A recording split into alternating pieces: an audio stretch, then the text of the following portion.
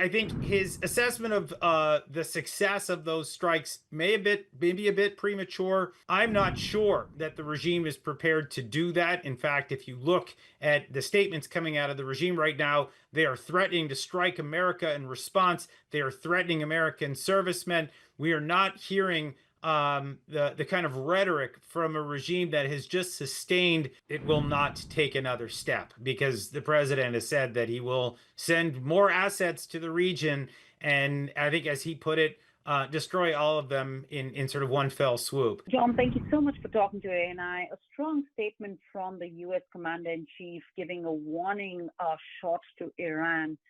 Your assessment of President Trump's statement from the White House earlier today? Yeah, I watched it. It was a very short speech, surprisingly short, given the way that I think the president can be prone to going on for a bit.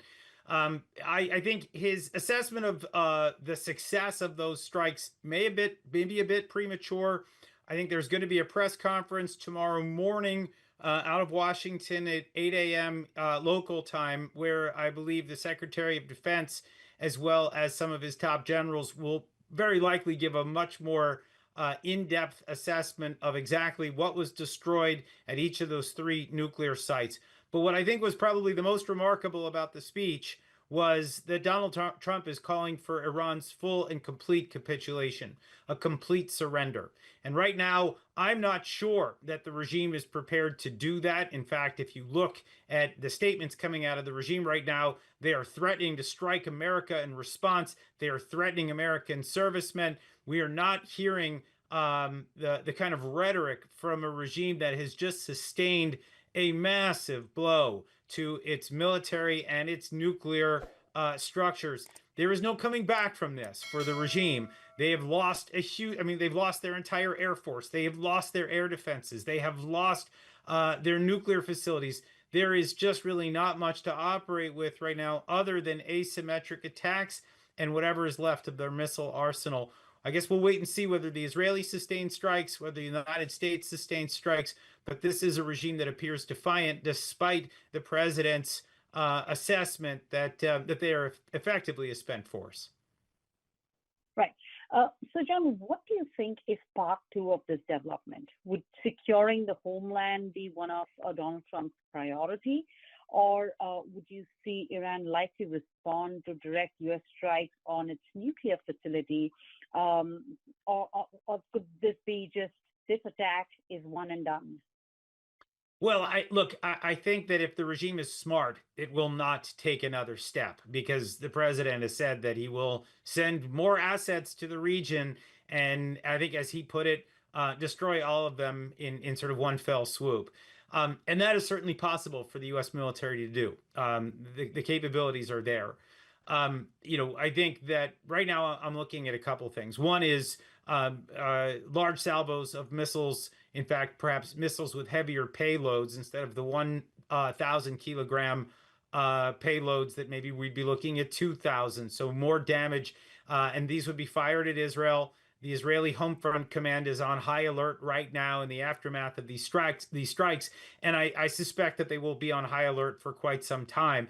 I am concerned about asymmetric attacks here in the United States, sleeper cells in particular. My understanding is that a couple of days ago, when Donald Trump said that he was weighing his options and that within 2 weeks he would make a decision about striking Iran, my understanding is that part of that was about trying to assess the security needs of the United States here in the homeland, as well as the needs of our bases and our embassies and our consulates abroad, because this is the world's #1 state sponsor of terrorism.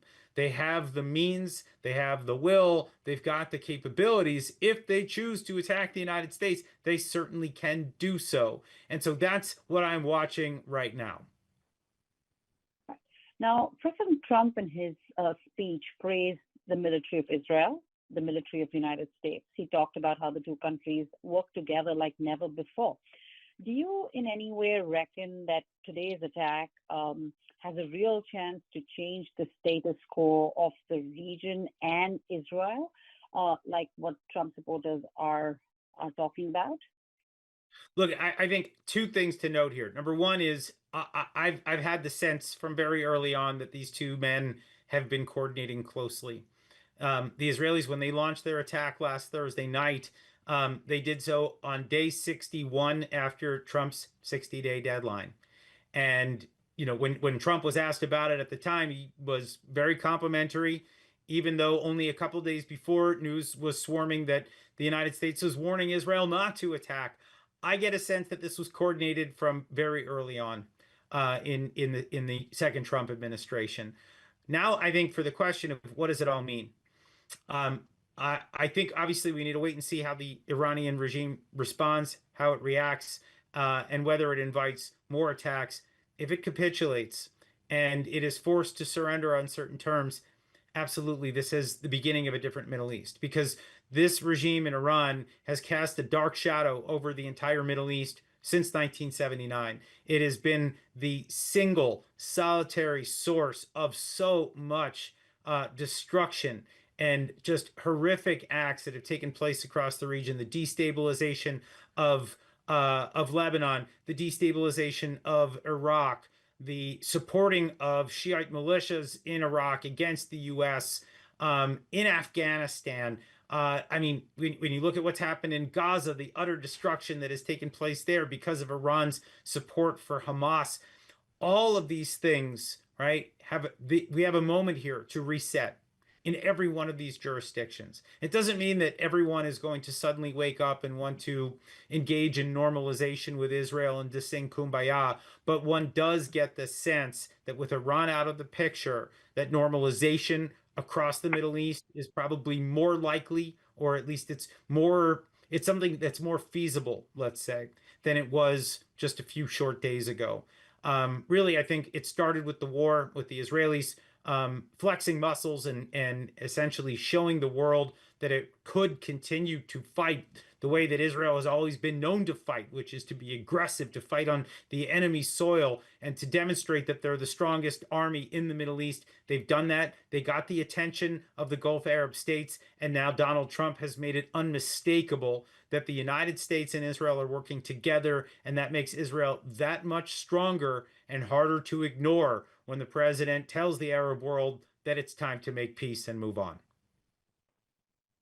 Let's talk about the economic impact on this. How might this impact oil markets and the global economy, particularly the Strait of Hormuz? If Iran closes it, does that have an impact, especially on India?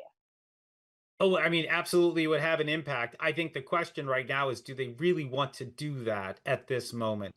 After having sustained the damage that they have, any attempt to close the Strait of Hormuz right now will be met, I think, with probably unbelievable force from the United States. And you have to remember, now that this has started, it's not that difficult to imagine the French or the Brits coming in to clear the lanes, right? Not necessarily to join the war, so to speak, but to clear the lanes so that the traffic can continue. So I see the Iranians as being absolutely suicidal if they go down this route. And I do get a sense that we could be at a pivotal moment here. It doesn't mean that Iran won't try to attack, but I think asymmetrically is much more likely than through conventional means.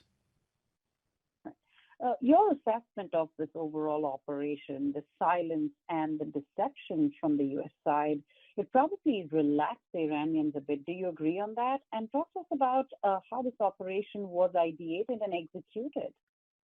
Well, I think in many ways this thing was planned, maybe 15 years ago. I mean, there is a sense that we have that there have been assets in Iran for a very long time. But I think something around 8 months ago, we understand that the drones that were used to attack a lot of the scientists and the military men, these were the initial waves and the strikes that were carried out. This was done from Iranian soil. It was done right under the nose of the Iranians. Not a lot, not that too different from what we saw from Operation Spiderweb, what the Ukrainians did in striking Russian aircraft on Russian soil. And so what you can see is years of planning and then months of planning and then flawless execution. The Mossad, the IDF, the Israeli Air Force, Israeli military intelligence, and now, of course, U.S. intelligence, U.S. military. It has all come together in a very seamless way. It actually almost feels inevitable now that we look at it. This is a truly remarkable moment here in the Middle East. Subscribe to Midday India. Get direct notifications on all our videos by clicking on the bell icon.